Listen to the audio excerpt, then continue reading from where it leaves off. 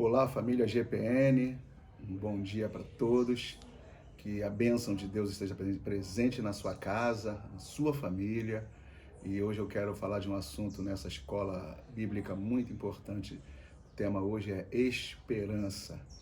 E eu quero trazer para você essa palavra, a palavra que tem queimado o meu coração ao longo dessa semana. Eu tenho meditado muito em cima do livro do profeta Jeremias e eu vejo ali o Senhor chamando a gente para um tempo de viver intensamente essa esperança nele, ok? Então eu quero começar lendo Romanos capítulo 5. Eu quero ler com você Romanos 5, de 1 a 5.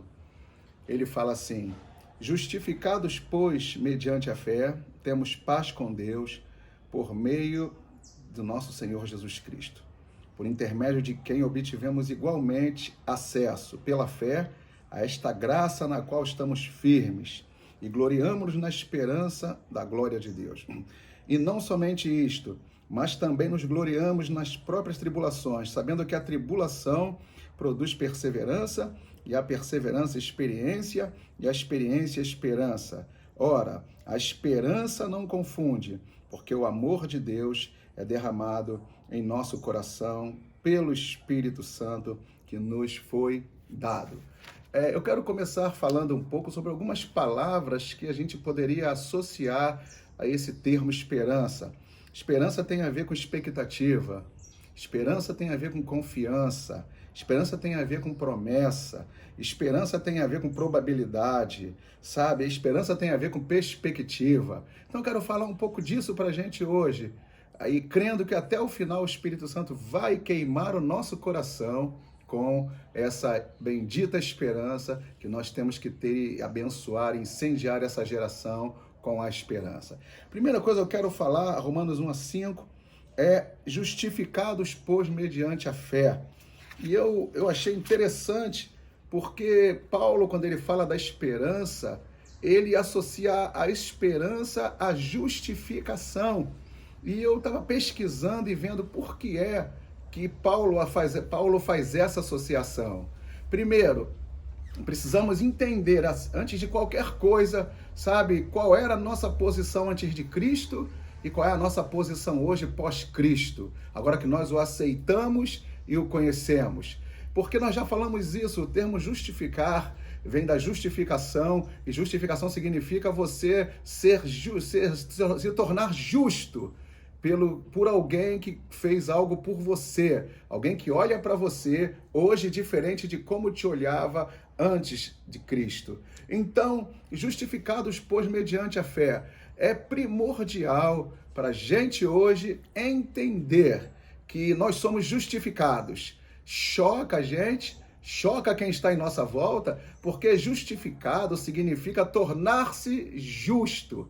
E só pelo Senhor Jesus, ele nos tornou essa pessoa justa. A cabeça das pessoas, a mente humana, a mente da ciência, ninguém vai entender jamais isso, que você foi alcançado pelo sacrifício de Jesus e você era uma pessoa antes do sacrifício dele e se tornou uma pessoa depois do sacrifício dele. A ciência jamais vai entender isso, ninguém entende isso. Eu me lembro que algumas vezes as pessoas falam assim: poxa, mas você já fez tanta coisa. As pessoas fazem questão de trazer à nossa memória o nosso passado, as coisas erradas que fizemos. Então, o que acontece? A gente fica assim, refém, né? Quando nós não temos entendimento da justificação, né? A gente então fica refém dessas acusações, desses levantes das pessoas do nosso passado, e a gente então vai ficar vivendo uma vida fora daquilo que Deus tem estabelecido para gente. Então, justificados.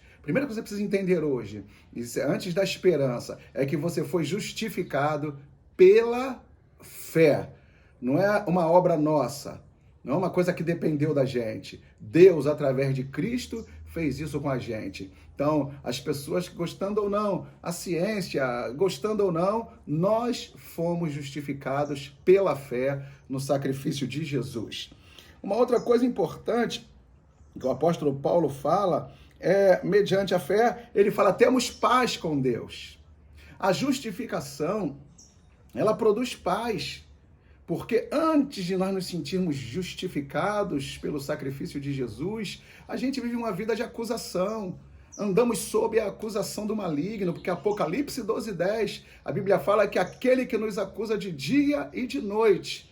Então, o que acontece? Quando nós não tomamos assumimos essa posição de justificados, então a gente entra numa vida de condenados. Então a gente vai vivendo a nossa vida pautada em cima de erros cometidos no passado, de circunstâncias erradas que cometemos no passado, e isso vai tomando conta da nossa vida, isso vai determinando o nosso dia a dia, isso vai determinando a nossa ética, a nossa conduta, porque o peso do pecado parece que ele fica cada vez mais próximo da gente e a gente não consegue se desvencilhar desse maldito peso.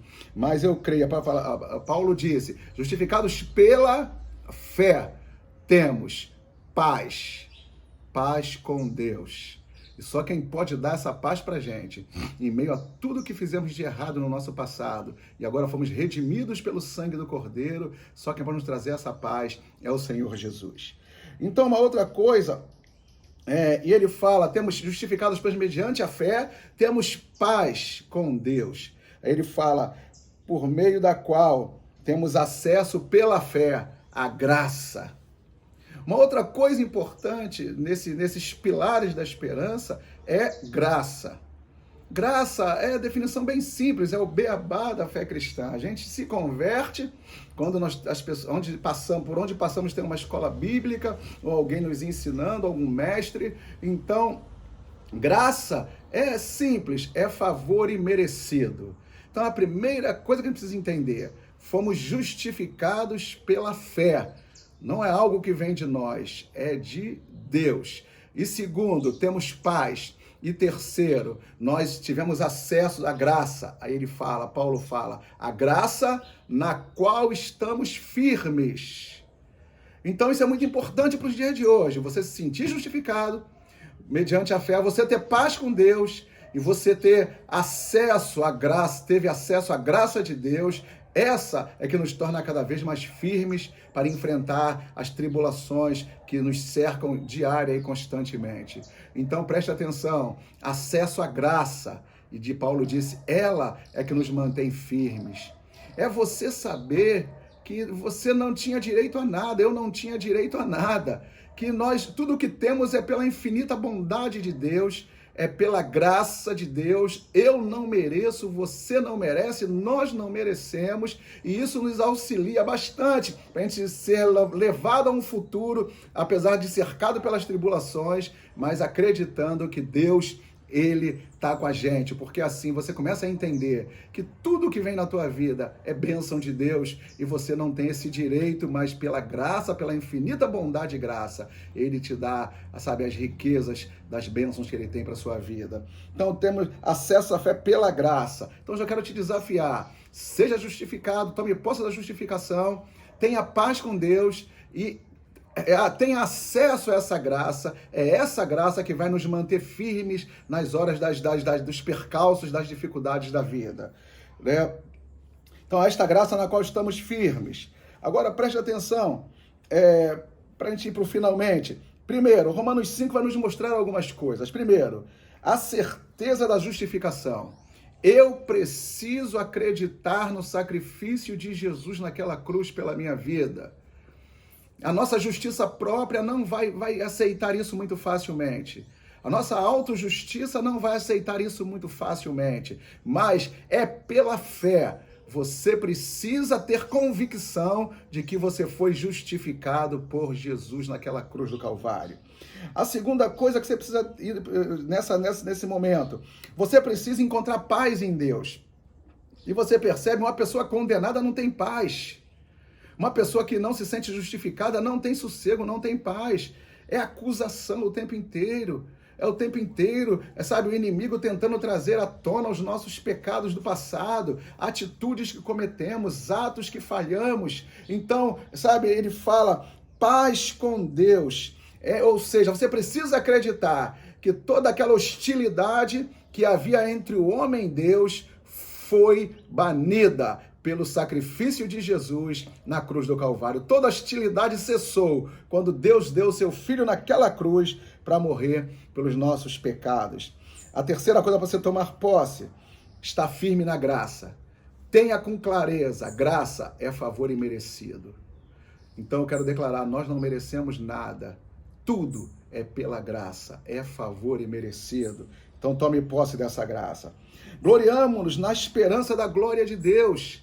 Então olha o que Paulo fala, dando como fosse um imperativo. Nos gloriamos na esperança da glória de Deus. Ou seja, tira os nossos olhos, Senhor, dessa terra. Tira os nossos olhos, sabe? Bota os nossos olhos em alguns outros lugares enquanto a gente não chega lá, sabe? A gente precisa acreditar que tem uma esperança que empurra a gente para uma vida melhor lá na vida eterna. Tem algo melhor nos aguardando. Então eu preciso te dizer isso, sabe? Se glorie, não no dinheiro que a gente tem. Se glorie, não no carro que a gente tem. Se glorie, não na igreja que a gente tem. Se glorie, sabe, não na prosperidade que a gente tem. Se glorie, não no casamento, não no filho. Ele fala, tem que ter algo além disso, algo que transcende essa terra. Ele fala, se glorie na esperança da glória de Deus. E a Bíblia fala que há um lugar que está repleto, melhor dizendo, está cheio da presença da glória de Deus, que é o nosso céu, que em breve estaremos lá em nome de Jesus. Agora, Paulo vai falar uma coisa interessante. Ele fala, a tribulação produz a experiência. Toma tribulações como problemas, provações que você está enfrentando hoje e tem enfrentado na tua vida ao longo dos anos. Tribulações fala de problemas. E ele fala, mas esses problemas, eles não podem te paralisar. Pelo contrário, esses problemas precisam gerar em você uma perseverança. Uma perseverança. Então, a tribulação produz perseverança. Então, você precisa ser perseverante. Perseverante é insistência. É você não deixar ser vencido pelos problemas, pelas crises, pelas coisas dessa terra. Você precisa perseverar. E só persevera quem tem um foco. Só quem persevera é quem está olhando para frente. Perseverança dá a entender que alguma coisa te impulsionando para frente e não deixa você olhar para trás. Então persevera. A tribulação produz perseverança. Ele fala perseverança e experiência. Então aproveite o tempo que você está vendo de problemas, de provações, de tribulações. Cresça. Cresça. Em nome de Jesus, cresça em Deus. Faça com que todos esses problemas levem você a uma experiência, como Jó em 42:5. Eu te conhecia, Senhor, só de ouvir falar, mas agora os meus olhos te veem. Sabe, em nome de Jesus, não importa o que nós estejamos vivendo, não importa os dias de hoje, dessa pandemia, o que importa é você transformar tudo que você está vivendo para crescer em Deus. Porque Jó, mesmo, sabe, com o corpo supurando pus, mesmo com o corpo todo ferido, ele ainda falou assim, bem sei, Senhor, Jó 42:2, bem sei, Senhor, que tudo podes, nem os teus planos podem ser frustrados. E no Jó 42:5, ele fala, eu te conhecia só de ouvir, mas agora os meus olhos te veem. Sabe, que os seus problemas e as suas tribulações sirvam para você ganhar experiência com Deus. E para terminar, sabemos que a tribulação produz perseverança, a perseverança experiência e a experiência esperança. Aí chegamos na esperança para a gente concluir. E a Bíblia fala, sabe, a esperança não confunde. Ela não pode ser confundida. Isso é tremendo, isso é forte demais. Não é uma esperança dessa terra. Não é uma esperança fruto do que você está ouvindo dos homens. A nossa esperança está pautada em alguma coisa muito mais forte do que tudo que você está ouvindo nessa terra. Sabe, não cria uma expectativa só nessa terra.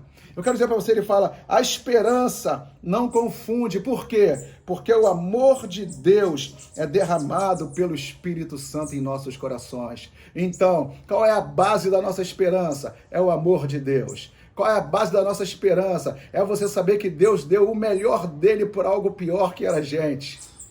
Qual é a base da esperança? Então creia nisso. É o amor de Deus. Isso nos faz ir para frente. Isso nos impulsiona. Porque Romanos 8:32, a Bíblia fala, aquele que não poupou ao seu próprio filho, Antes, por amor de nós, o entregou. Porventura, não nos dará para a gente com ele graciosamente todas as coisas? Então, eu quero terminar dizendo para você, a tribulação, os problemas, tem que tornar você uma pessoa perseverante. E a perseverança tem que gerar em você experiência. Ela tem que te impulsionar para frente, não deixar você paralisado, nem desanimado, nem querendo retroceder. E a experiência vai produzir uma esperança sobrenatural, uma esperança que, apesar de a figueira não está florescendo, não há fruto na vide, o produto da oliveira minta, nos currais não haja gado, no campo não haja mantimento, todavia eu me alegrarei no Senhor e exultarei no Deus da minha salvação. E ele diz, essa esperança não é confundida com nenhuma outra coisa dessa terra,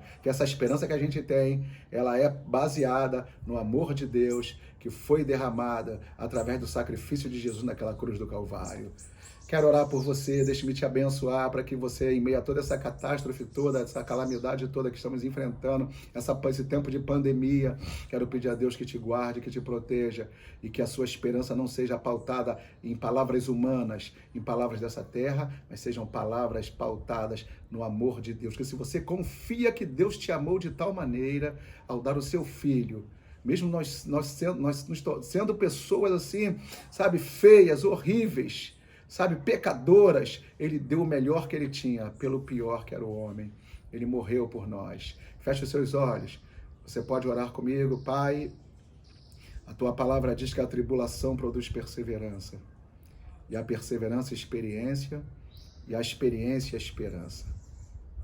E essa esperança, ela não é confundida. Ela não pode ser confundida, porque ela foi derramada em nosso coração pelo Espírito Santo que nos foi dado, porque o amor de Deus foi derramado. A gente pede hoje, Deus, aviva em nós o amor de Deus por nós, aviva em nós o amor do Senhor por nós, que Ele deu a coisa pura, a coisa melhor que Ele tinha, pela coisa pior dessa terra, que é o ser humano cheio de pecado, cheio de mazela, sem esperança. E Jesus, o homem perfeito, o Cordeiro Pascal perfeito, morreu naquela cruz para manifestar o amor de Deus. E queremos declarar, a base da nossa esperança não está fundamentada em promessas de políticos, não está fundamentada em promessas de homem algum dessa terra, mas a base da nossa esperança é o amor de Deus, que foi derramado através do Espírito Santo em cada um dos nossos corações. Deus te abençoe, seja perseverante, tenha experiência, cresça com Deus, mas sobretudo, tenha esperança, tenha esperança, tenha esperança. Bye.